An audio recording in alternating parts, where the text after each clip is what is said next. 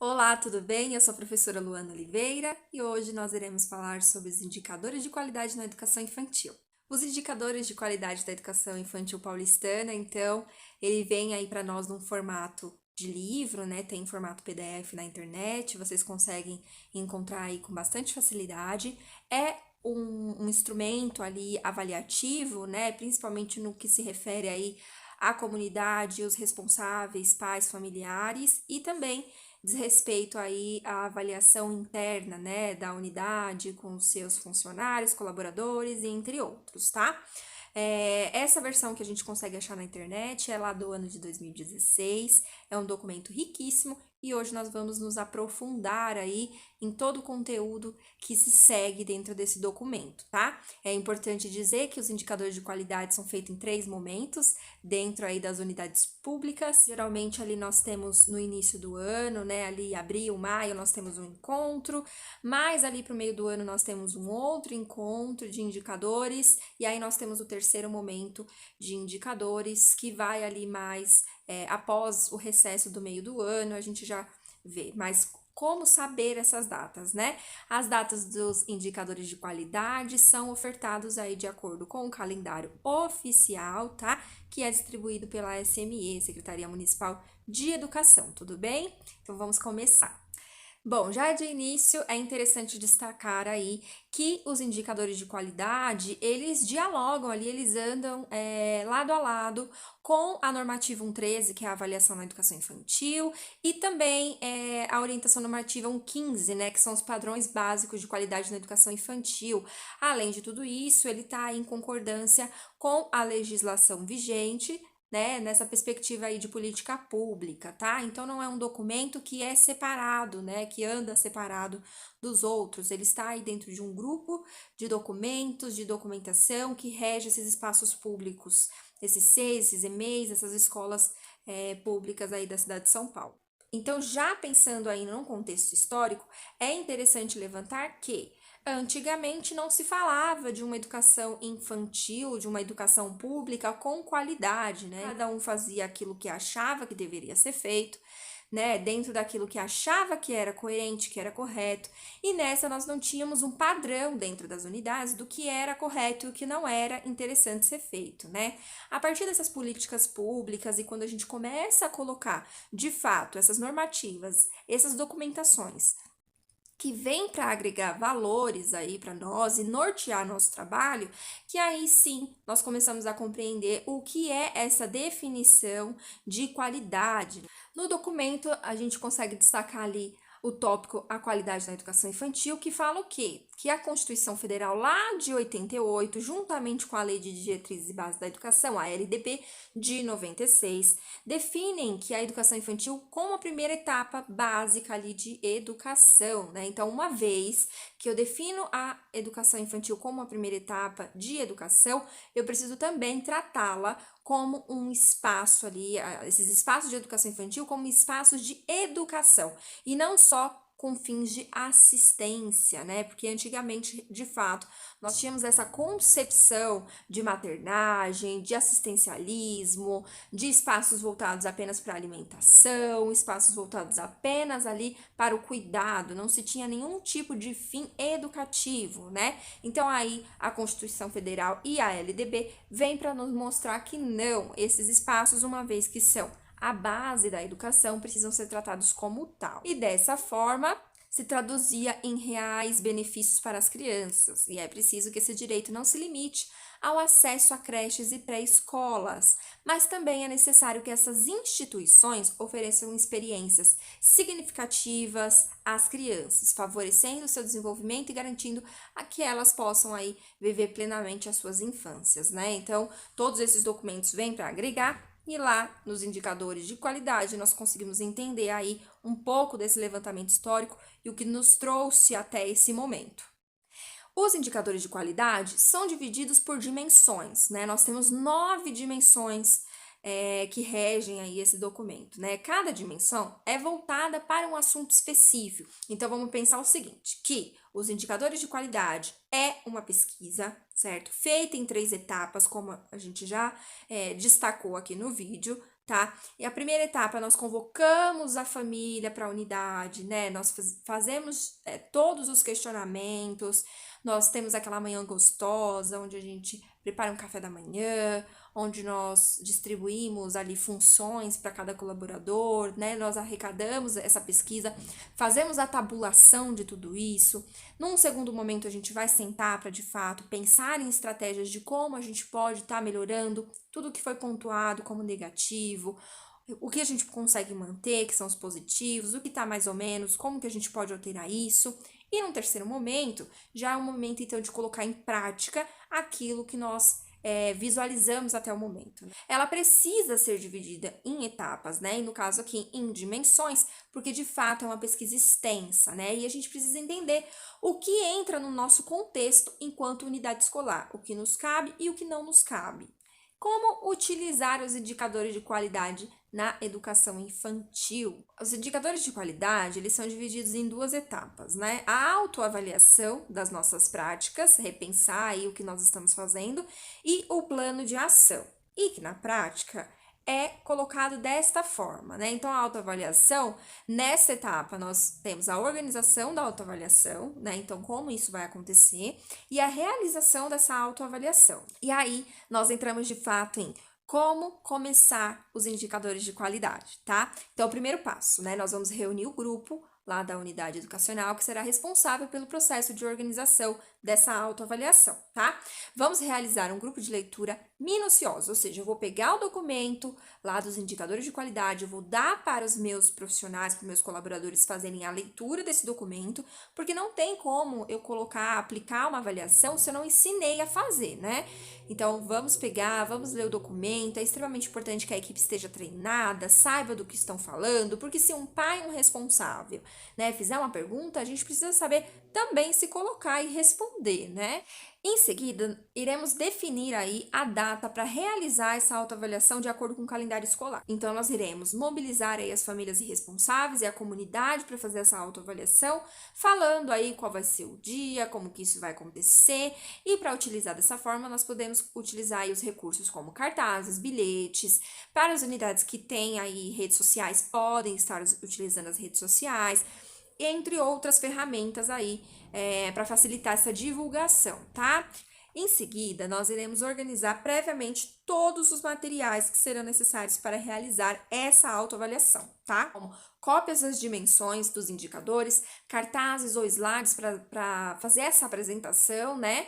A equipe, lápis de cor, giz de cera, cartolina, enfim, o que for necessário, já é importante começar a pensar na separação desses materiais, tá?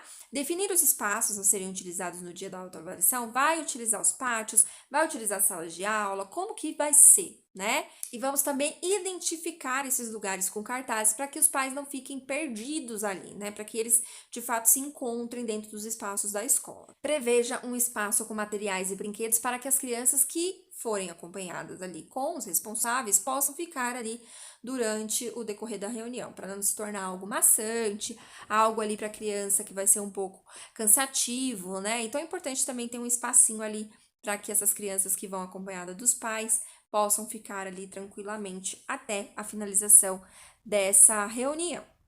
É muito interessante também elaborar previamente uma apresentação, né, através de cartazes, murais, para as escolas que têm projetor, TV, pode estar utilizando esses recursos digitais também.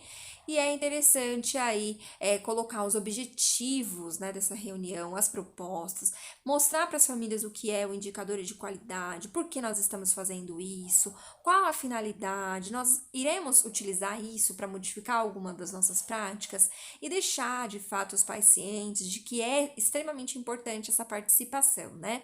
E aí, qual que é a metodologia das cores, né? Ao longo do vídeo eu tenho falado aí sobre cores, né? Então, qual que é o sentido dessas cores na pesquisa, né? Então, durante ali a pesquisa, as famílias recebem plaquinhas, né? 3 cores, então, ou verde, ou amarelo, ou vermelho, que sinalizam aí, é como se fosse de fato um termômetro daquilo que se procura atingir, né? Então, nós chamamos isso de metodologia das cores, né? Então, aí nós vamos ver de fato o que significa cada cor, tá?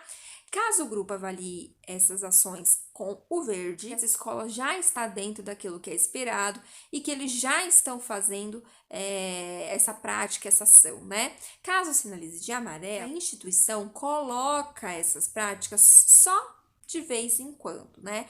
Mas ainda não estão de fato consolidadas, não estão sendo feitos com frequência, né? Então, nós sinalizamos com amarelo. E caso não aconteça de forma alguma no SEI, o pai nunca viu isso acontecer, de fato é algo que nunca foi colocado em prática, então nós utilizamos a cor vermelha para sinalizar isso. Após a discussão aí do grupo, é importante colocar isso em forma de tabulação, né? Nós pegamos essas informações e nós transformamos isso em tabulação, né? Nós colocamos de fato aí dentro de uma tabela, com números, para que a gente tenha uma visão mais clara. Então, após a discussão, o preenchimento do quadro acima em pequenos grupos e os participantes são convidados a realizar esse grupão aí de discussão, né? Cada grupo apresenta a sua proposta para o plano de ação, que é discutido por todos. E, em seguida, os pontos aprovados coletivamente são registrados em um quadro geral, que resume aí o plano de ação da unidade, conforme o modelo, tá? Então, agora entrando efetivamente nas dimensões, né? Nós iremos falar um pouquinho sobre cada uma. Então, a dimensão 1 ele vai falar sobre o planejamento e gestão educacional, né?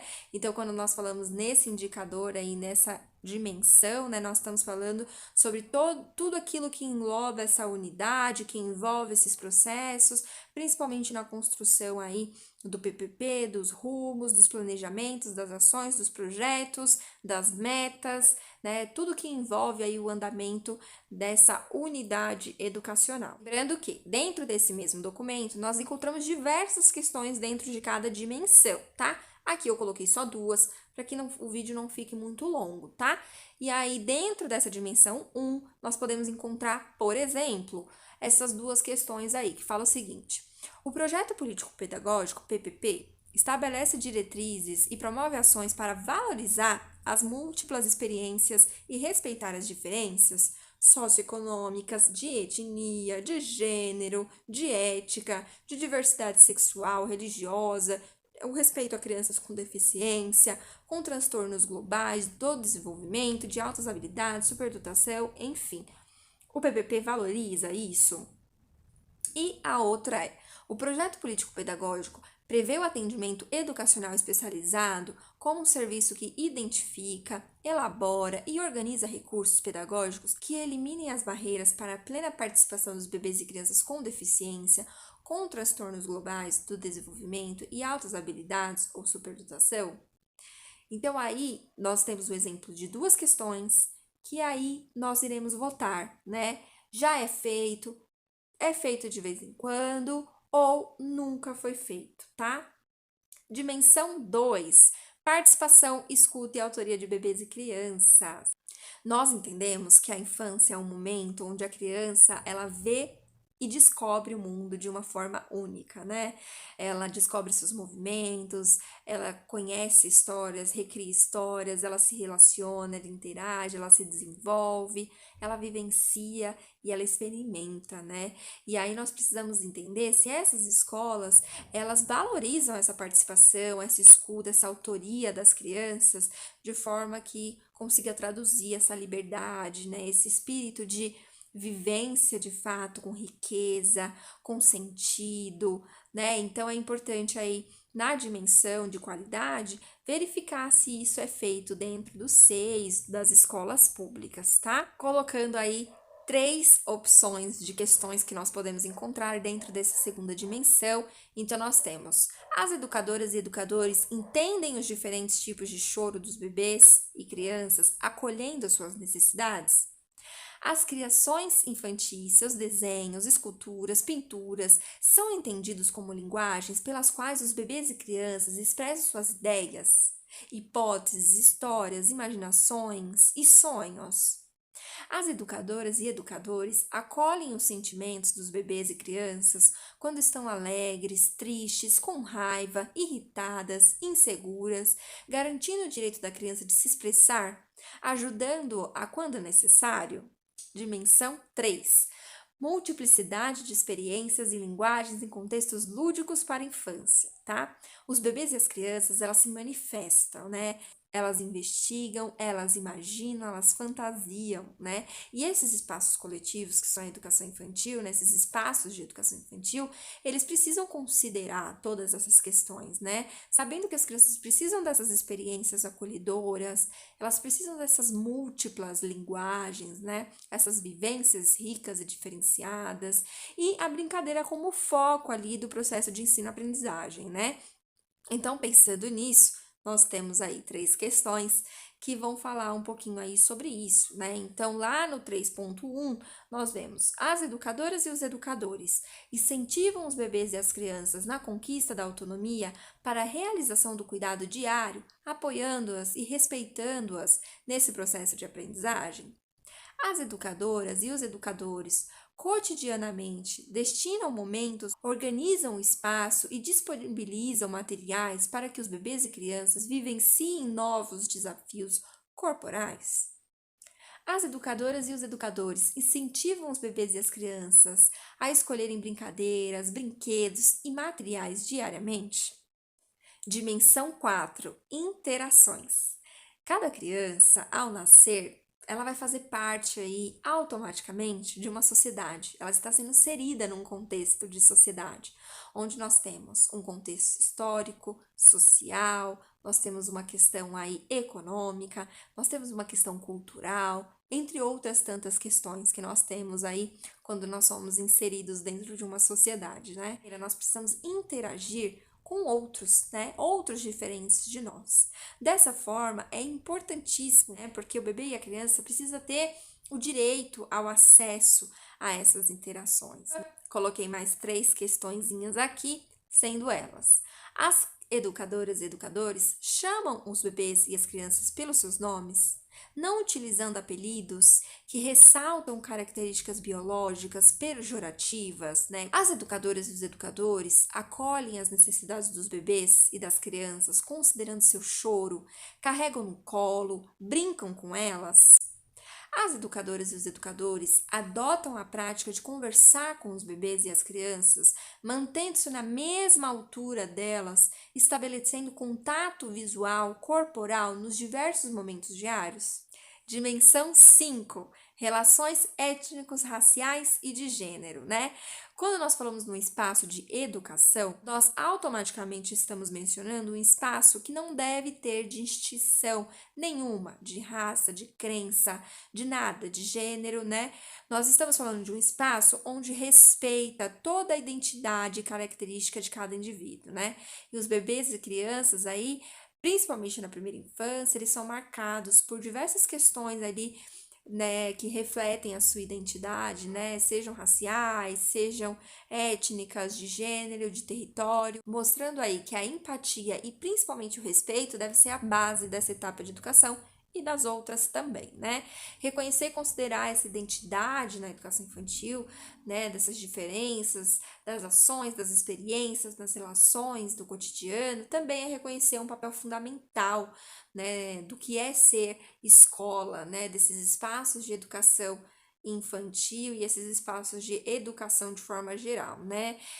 Consequentemente, a gente promove aí a igualdade de acesso, né, o tratamento de oportunidades no desenvolvimento integral desses bebês e crianças. Então, as propostas pedagógicas da unidade educacional prevêem e realizam ações e reflexões de forma permanente com os bebês e crianças e familiares ali e os demais profissionais que valorizam as diferenças entre diferentes tipos de etnias e imigrantes. As educadoras e educadores propõem experiências para os bebês e crianças, tais como jogos, brincadeiras, arte, culinária, entre outros, né? Estimulam esses novos conhecimentos e visões sobre culturas africanas, afro-brasileiras, indígenas, imigrantes, considerando o que esses povos produzem, né, como cultura e conhecimento. As educadoras e educadores organizam vivências e estimulam experiências onde as crianças possam brincar sem que haja uma distinção ali de brinquedos, brincadeiras, o que é de menino, o que é de menina. Dimensão 6: ambientes educativos, tempos, espaços e materiais, né?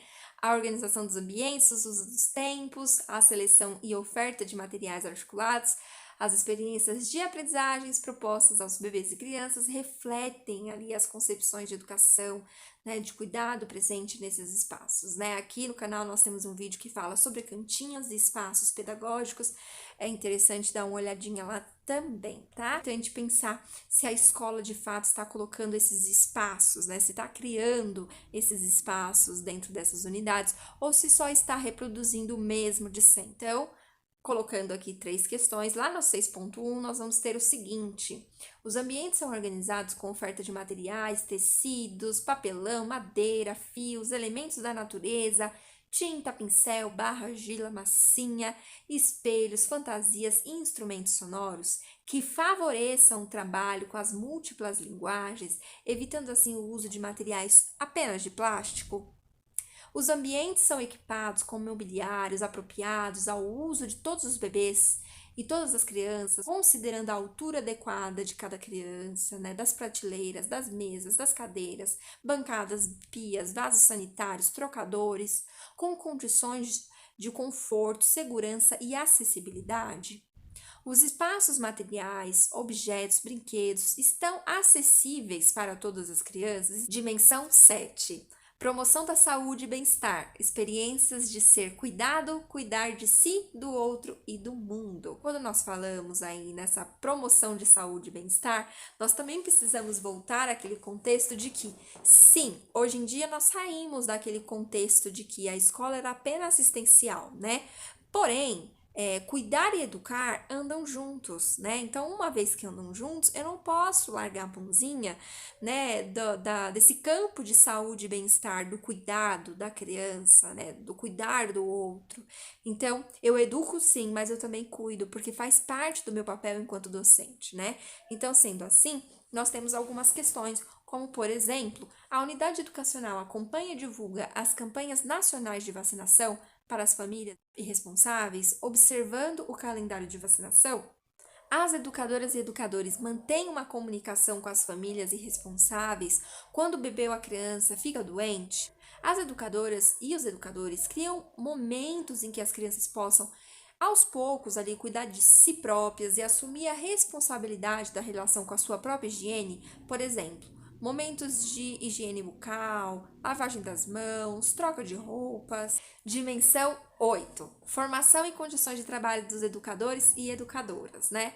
Quando nós falamos em formação como um direito, nós também estamos falando aí sobre essas normativas aí que foi uma conquista principalmente para os centros de educação infantil, conveniados, os parceiros, né? Que é quando nós de fato temos a oportunidade de ter horas de estudos dentro das unidades, né? Que é uma grande conquista, né? Uma vez que antes não se tinha isso, né? Então é importante que o docente, dentro do horário de trabalho, ele tenha a oportunidade de estar ali num espaço onde ele vai receber formação, onde ele vai ter contato com formação, né? A profissão docente é uma profissão que requer estudo sempre, o tempo todo, né? Nós não podemos parar. Hoje o conhecimento é esse, amanhã já mudou, já alterou, já atualizou e o professor precisa sempre estar atento a essas mudanças, ao novo, né? Seguindo essa linha, nós temos alguns indicadores, como por exemplo, a equipe de apoio participa dos momentos de formação nos dias de reunião e jornada pedagógica? Há momentos de formação específica para a equipe de apoio incluídos em sua rotina de trabalho? A equipe de apoio participa dos cursos de formação realizados pela SME, pela DRE ou pelas instituições conveniadas, parceiras e entidades mantenedoras? Rede de proteção sociocultural, unidade educacional, família, comunidade e cidade. Quando nós falamos em escola, nós falamos de uma relação aí com as famílias, com a comunidade como um todo. E essa parceria é uma parceria muito importante, né? É um laço que vai seguir ao longo da vida da criança na unidade, né?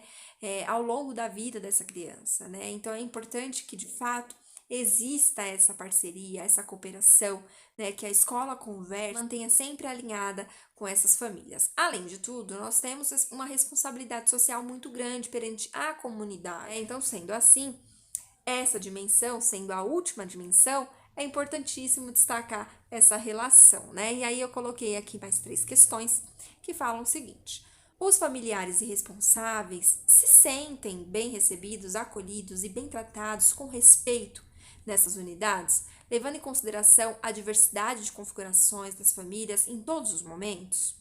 As educadoras e os educadores na unidade sentem-se respeitados e valorizados pelos familiares e responsáveis? A unidade educacional possibilita momentos, eventos, formações, reuniões, projetos, exposição, entre outras, em que as famílias e responsáveis se sentem valorizadas e participativos ali de forma ativa, né, desse processo educativo? Bom, então nós conseguimos ver aí nesse vídeo o que são os indicadores de qualidade na educação infantil, que é um instrumento extremamente importante.